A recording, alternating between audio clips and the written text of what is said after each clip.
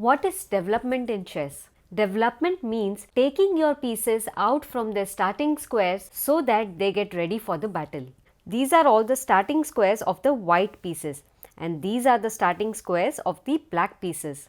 And now the important question that arises is how to develop your pieces. On which squares should you get your pieces out? Which are the good squares and which are the bad squares? So let's begin. So the first principle is that you should focus on developing and controlling the squares which lie in the inner center and the outer center of the board. So let us first see what is a center. So these 4 squares are considered as the center of the board, and these 4 squares are the most important squares on the board. And the reason why they are important is because if you are able to get your pieces on one of these centers of the board, then it gets very easy for that piece to move in any of the directions of the board. So let's say if your piece is lying on this square, then in just one move, either it can go to any side in the opponent's territory, or it can come back on any side in its own territory, or it can go to any side of the board in just one move. So because it would take shorter time to reach on any part of the board, it is therefore these 4 squares are considered the most important squares on the board, and these 4 squares is the center of the board. Now the other squares that are important on the board are these ones. The ones that I am marking with the blue circles are the important ones too. So the one marked with the green circle is called as the inner center of the board, and the one marked with the blue circles is called as the outer center of the board. And because these squares are the most important ones, so if you try to develop your pieces on one of these squares, or try to control these squares from your pieces or pawns, then you will have better control in the game and you will have better advantage in the game than your opponent. So the first principle is focus on developing in and controlling the inner and outer center of the board. And how exactly we do that? So let's understand this with the help of this example. So white can start the game by playing e4. So he's trying to get one of his pawn in the inner centers of the board, as well as now this pawn is controlling the square which is in the inner center, as well as one square which lies in the outer center of the board. Then white can play d4, which helps bring his pawn in the inner center of the board, as well as control one square which lies in the outer center, as well as control one square which is in the inner center. Then white can play knight to f3. So the knight is now developed in the outer center of the board, and it is controlling squares which lie in the inner center of the board. Then this knight can come on this square, and this square lies on the outer center, and now this knight is controlling the squares which lie in the inner center of the board. Now white can develop his bishop to this square. This square is on the outer center of the board, and now this bishop is controlling all of these squares, but most importantly it is able to control this square and this square which lie in the inner center and in the outer center of the board respectively. Now this bishop can be developed here, which is the outer center part of the board, and now this bishop is also covering very good squares on the board, especially these 2 important squares. Now white can castle king side, and then later can activate his rook on this entire file, further strengthening his control of the important inner and outer squares. Then white can get his queen to this square, and then white can develop this rook to this square, further solidifying the control of this entire file and especially this inner and outer squares. So in a perfect world, this would be the ideal scenario that any player would like to play. So now you have got a rough idea of how to develop your pieces in the center while also taking control of the inner and outer center squares. Now let's look at the second principle in developing your pieces. So the second principle is try to develop and attack simultaneously if possible. So let's say in the game white plays e4, black plays e5, and now white has many options to play. For example, he can play d3 or d4, or he can develop his bishop to either this square or this square or this square, or he can get this knight out, or he can get this knight out. So while white has many options here to play, ideally you should play a move which not only develop your pieces but also attacks one of your opponent's pieces simultaneously. So in this situation, while white can play any of the moves, but the best move would be getting knight to this f3 square. So by getting knight to f3 square, the knight is developed on the outer center of the board, is controlling the key important squares in the inner center, but at the same time now this knight is attacking the unprotected pawn on the e5. So now it is black's turn to play, and black will be forced to play a move which defends his unprotected pawn.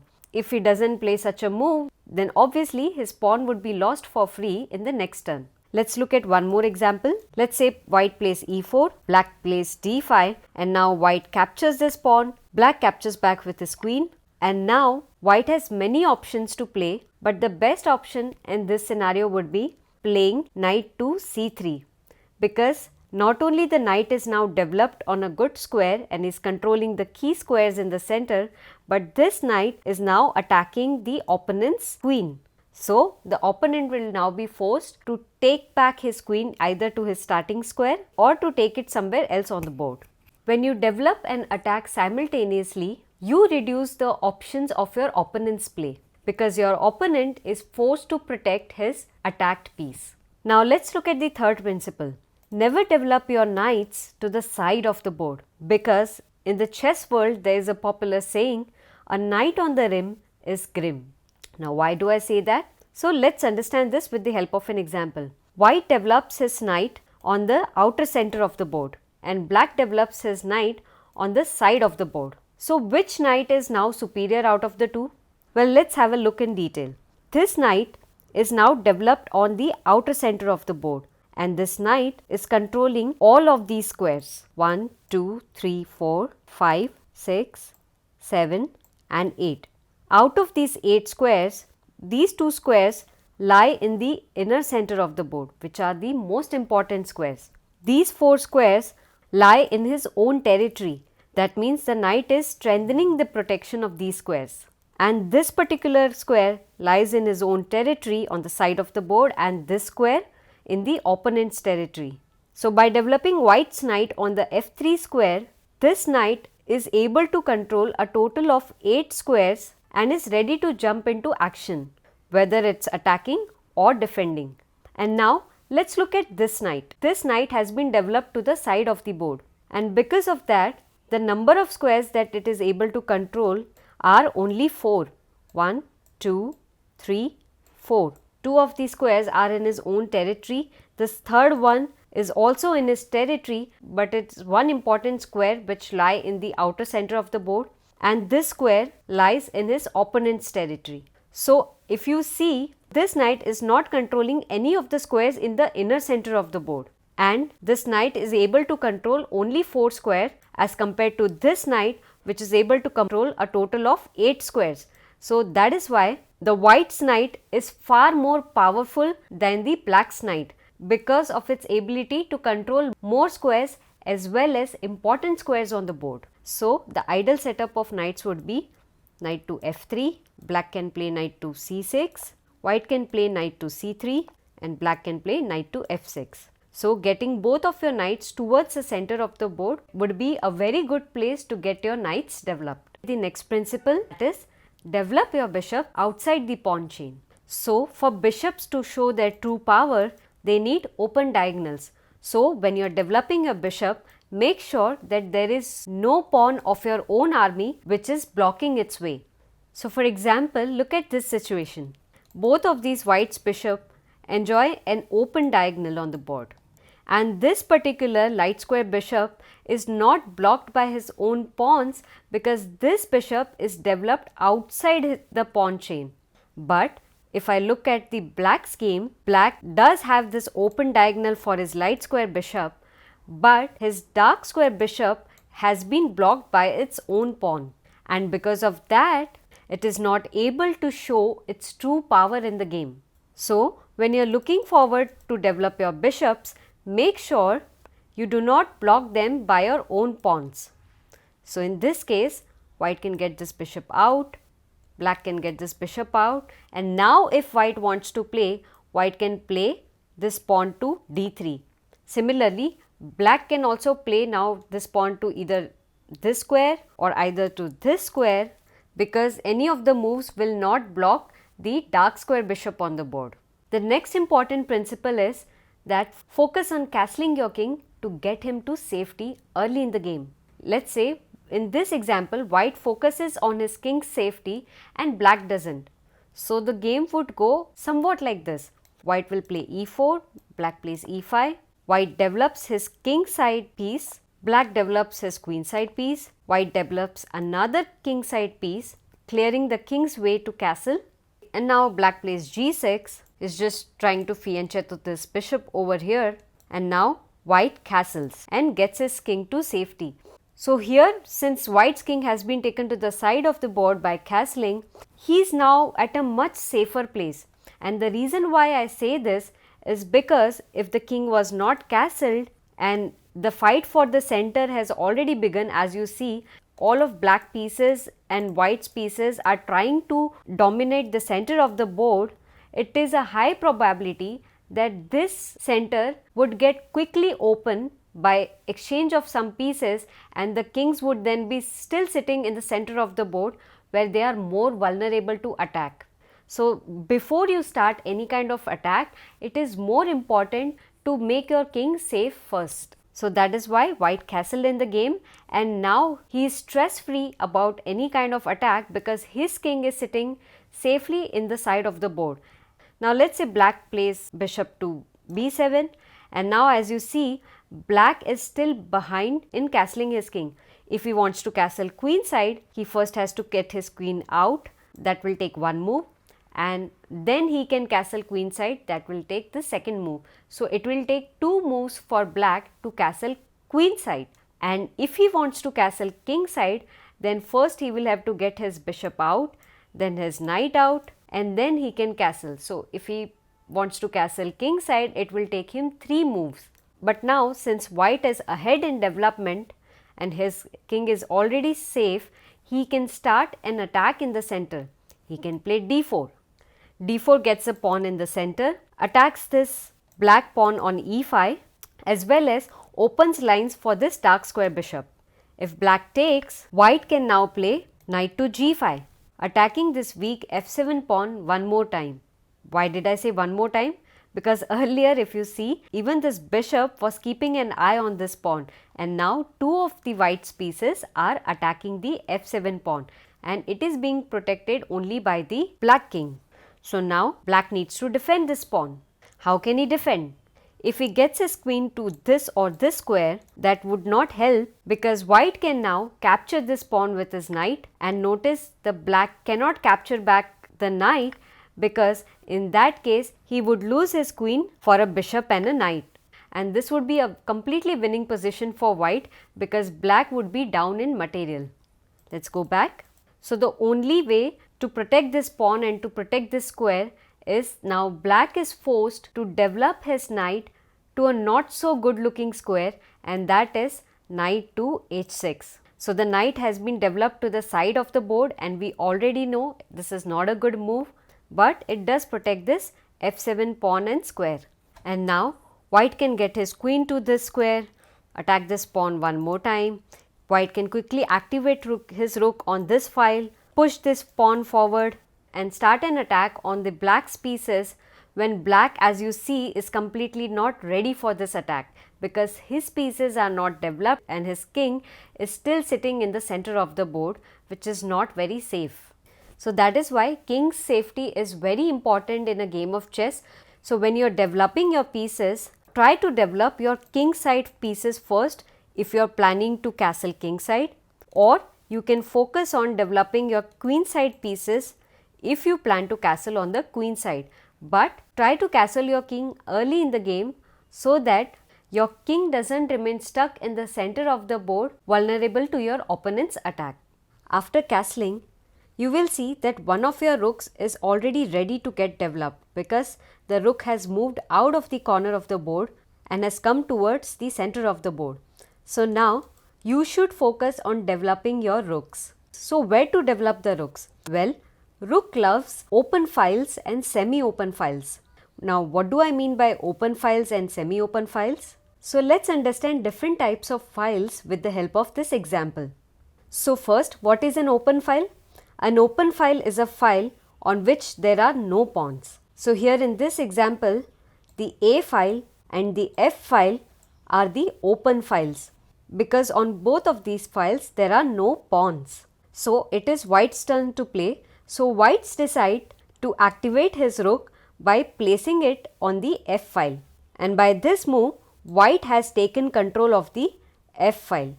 Now it's black's turn. Black decides to take control of the A file, and with that move black is threatening to get his rook to this square where he can check the king and also reveal a discovered attack on this rook standing behind.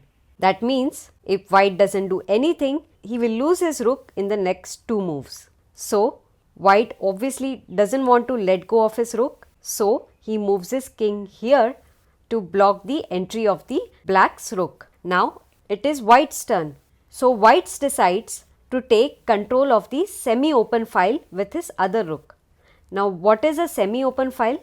A semi-open file is a file on which there are pawns of only one army. So in this scenario, this G file and the H file are the semi-open files because on both of these files there are pawns of only one army. So because black is threatening to advance his pawn and get a queen on board, white decides to take control of the H file, which is a semi-open file, because now white can launch a direct attack on this pawn. It is now black's turn. Since black can't do much over here, so black decides to get this rook on another semi-open file, which is the G file, where it can directly attack the G pawn. Now let's not get into the details of this game, but with this example I am sure you must have understood what is an open file and what is a semi-open file. So because rooks enjoy open files and semi-open files, you should try to develop your rooks on such files. But here in this example, there are no open files and there are no semi-open files. Then where should we develop our rooks? Well, the best place would be to get your rooks towards the center of the board.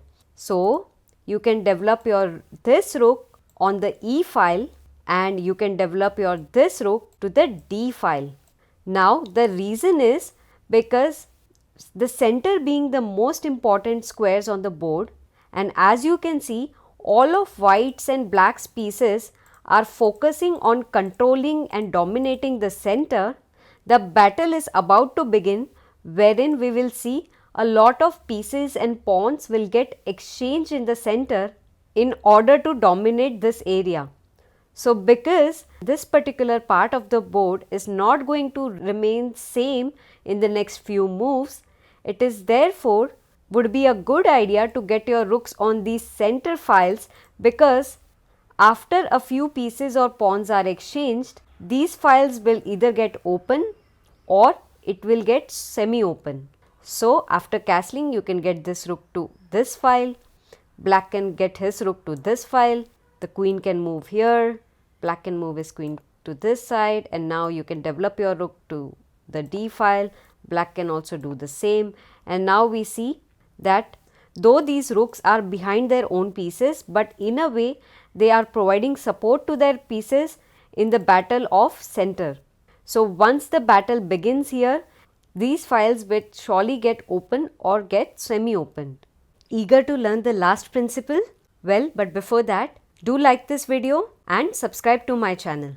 So the last principle is never bring out your queen too early in the game. And this is one common mistake I have seen that beginners do over and over again. Well, let's see with an example that what happens when you bring out your queen too early in the game. White starts with e4, black plays d5, white takes the pawn and black takes back with his queen. And because the queen being the most strongest piece on the chessboard, it becomes an easy target for your enemy pieces. So here in this case, since the black queen is out in the center, white can play a very good move which not only develops his piece but also attacks the queen, and that is knight to c3. Black moves the queen to e5 square, giving a check to the white king. White now smartly blocks this check by developing one of his pieces, and that is by getting his bishop to the e2 square. So the check has now been blocked and white has successfully managed to develop his light squared bishop. Black doesn't worry about his queen too much and he just plays a random developing move like knight to c6. And now white can play another developing move which also attacks the queen. So the best move here is knight to f3, developing a kingside piece, preparing to castle and at the same time attacking the black's queen one more time. Black is now forced to move his queen away from that square, so now he decides to go on the e6 square. White now plays d4, taking control of the center and also threatening to play d5 in the next move, forking both the black's pieces. With this move, white has also opened diagonal for his dark squared bishop. Black obviously don't want to get his pieces forked, so that is why he moves his queen one more time. He gets it to the f6 square. But now white can play one more developing move while simultaneously attacking this black queen. So the move is bishop to g5, developing his dark squared bishop and also attacking the queen one more time. Black moves his queen again and he gets it on the d6 square. Now white plays knight to b5, attacking the queen one more time and also eyeing this weak pawn over here on c7. Black doesn't want to lose this pawn, that is why he moves his queen to the d7 square. Black now double attacks this weak pawn by playing bishop f4. Now both of these white pieces are attacking this pawn and black doesn't have sufficient defense. Also, black doesn't want to get forked when the white knight captures this pawn, because then black's king and black's rook would get forked. So black moves his king. White now plays d5, attacking the knight. Knight moves. White now plays knight into c7 check. The pawn is gone and the king is under check. King has to move, and as the king has already moved in the game, he has already lost the right to castle. So the king will also be stuck in the center of the board for a long time, where it is more vulnerable to attack by the white's pieces. Now I'll stop this game over here for a moment and look at black's and white's pieces. White has successfully developed 1, 2, 3, 4. All the 4 minor pieces. White's pawn is far advanced on the board. He is sitting on one of the center squares. White's queen has space to move and white is ready to castle in just one move. And now look at black's pieces. 1 and 2. Only 2 of the black pieces have been developed and all the rest of the pieces are still sleeping in their home. White is so ahead in the development that he can now castle quickly and launch a full attack on black, which black will not be able to survive because his pieces have not been developed yet. Also, not to forget that black has lost the right to castle in the game. So his king is also going to stay in the center for a long period of time, where there are high chances of getting mated. And black's position looks completely doomed. And all of this happened because of one mistake that black did early in the game, and that was bringing his queen out too early. When white attacked the queen with his knight, he should have ideally gone back to his starting position. But instead, black decided to move his queen around the board, and white got a chance to develop his pieces while simultaneously revealing an attack to the opponent's queen, and the opponent did not get a chance to develop other pieces because he was busy defending his queen in the entire opening. So, you should never get your queen out too early in the game.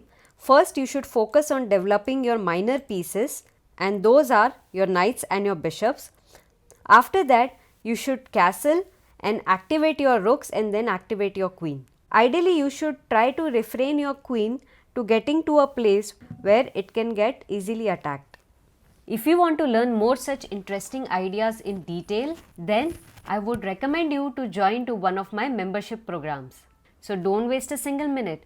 Do join the program now. So today's question is, what is the best place for Black to develop his queenside knight? Should he develop on the c6 square or should he develop on the a6 square?